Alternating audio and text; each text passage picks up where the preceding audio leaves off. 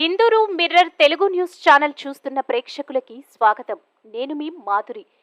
శ్రీ వశిష్ఠ సంచార సత్సంగ మహోత్సవ సంబరాలు డిచ్పల్లి మండల కేంద్రంలోని ఎల్ఎల్జీ ఫంక్షన్ హాల్లో సాధు సమ్మేళన చతుర్థ మహాసభలు మరియు శ్రీమద్ భగవద్గీత జ్ఞాన యజ్ఞం సోమవారం రోజు నుండి బుధవారం వరకు నిర్వహించబడతాయని తెలిపారు. మంగళవారం రోజు శ్రీ భగవద్గీత కర్మ సన్యాస యోగంను పలువురు పీఠాధిపతులు ప్రవచనాలు అందించారు. ఈ లోకంలో అన్నిటికంటే గొప్పదైనది సత్సంగమే అన్నారు. దైవ విచారణ చేసేటప్పుడే గురు వాక్కుతో శిష్యుడు వృద్ధి చెందుతాడని, గురువు లేకుండా ఏ శిష్యుడు జ్ఞాన విచారణలో వైరాగ్యంలో ముందుకు సాగడని అన్నారు. గురువు అనేది పదం చాలా ఇష్టమైందని అన్నారు. భగవద్గీత పఠనం వల్ల భక్తి జ్ఞాన యోగంలో ఉన్నత శిఖరాలు సాధించవచ్చు. గురు పరంపరం ద్వారా అది సాధ్యమని అన్నారు. శ్రీ శ్రీ శ్రీ విష్ణు సేవానందగిరి మలయాళ స్వామి గీతా మందిరం కరీంనగర్ స్వామి నిష్కామ కర్మ గురించి భక్తులకు ప్రవచనాలు అందించారు. ప్రతి మానవుడు తన జీవితం సార్థకత చేసుకోవాలంటే శ్రీ భగవద్గీతను అనుసరించాలని సూచించారు. మానవుడు తన కర్మ చేయడానికే అధికారం కలదు, కానీ దాని ఫలితంపైనే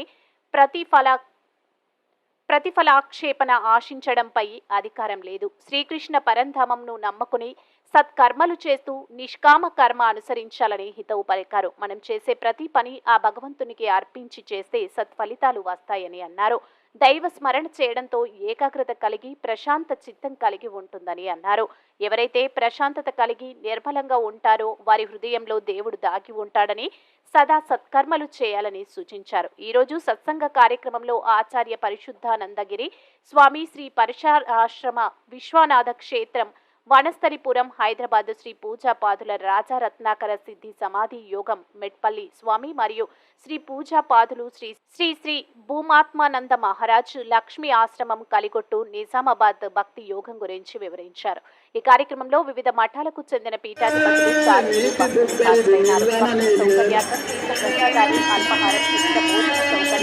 కార్యక్రమ నిర్వాహకులు కల్పించారు.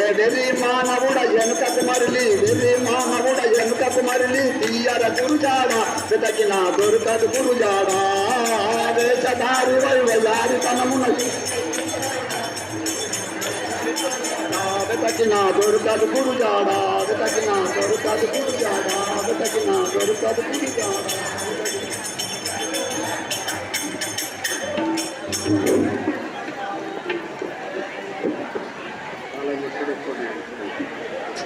మనకి అందువల్ల ఏంటంటే వైఫై వేశారు. పాప సంవత్సరం వర్షాలు పడలేదు, బోర్లు ఎండిపోయినాయి. ఆ పట్టకు వచ్చినప్పుడు వెన్ను వస్తుంది కదండి, ఆ వెన్ను వచ్చి రావడంతో అట్లాగే ఎండిపోయింది. ఒక ఆయన ఏ భావంతో చేస్తున్నాడు, ఏదో భగవంతుని అనుగ్రహం కాబట్టి కర్తవ్య కర్మ ప్రాప్తమైంది కాబట్టి చెయ్యాలి, అంతా ఈశ్వరాత్మనే. మనం వచ్చినా రాకపోయినా, ఎంత ఇచ్చినా ఎంత ఇవ్వకపోయినా, ఏది జరిగినా అంతా ఈశ్వర సంకల్పం ఎట్లా ఉంటుందో అట్లే జరుగుతుంది. బండి నడిపే వాడు భగవంతుడు, మనం బండి నడవలసి, మన బండిని మనం నడుచుకుంటూ వెళ్ళవలసిందే తప్ప మనకేమీ లేదనే భావంతో చేశాడు ఒకడు. ఒకడేమో నేను చేస్తున్నా, నేను నాలుగు పోసా, నేను నీరు పోస్తున్నా, నేను ఎరువు వేస్తున్నా, నేను పండిస్తున్నా, నాకు ఎంత పంట కావాలి, అంత పంట కావాలి, అది అందుకే అది చెయ్యాలి, ఇది చెయ్యాలి, అది కొనుక్కోవాలి, ఇది కొనాలి, అట్లా చెయ్యాలి. ఊహాపోహాలు ఇంటి పెట్టుకొని ఒక చేస్తాం. ఇద్దరిది ఎండిపోయింది. ఇప్పుడు చూడండి, నిష్కాంత కర్మయోగి ఏమనుకుంటున్నాడు, భగవత్ సంకల్పం అంతే ఉంది, మన ప్రార్థనలో ఇంతే ఉంది. కాబట్టి ఏది రావాలో ఏది పోవాలో అంతా దైవ సంకల్పం. మన కర్తవ్యాలు మనం చక్కగా చేశాము. ఈశ్వరుడు యొక్క సంకల్పం ఏది ఉందో అదే జరుగుతుంది కదా. ఈశ్వర సంకల్పం లేకపోతే ఏది జరుగుతుంది కదా. అందువల్ల సర్వం కృష్ణార్పణ వస్తూ అనుకొని ఆయన ప్రశాంతంగా ఉంటాడు. రెండో ఆయన అశాంతితో అలవరించిపోతున్నాడంటే, అయ్యో ఉదయమైందే, పెట్టుబడిపోయిందే, పట్టపోయిందే, ఎండిపోయిందే, అయ్యో అయ్యో అనుకుంటూ ఈ ఏడ్చుకుంటూనే ఉన్నాడు. అదే కదండి, దీనికి టెన్షన్, దీనికి ప్రశాంతత లేదు.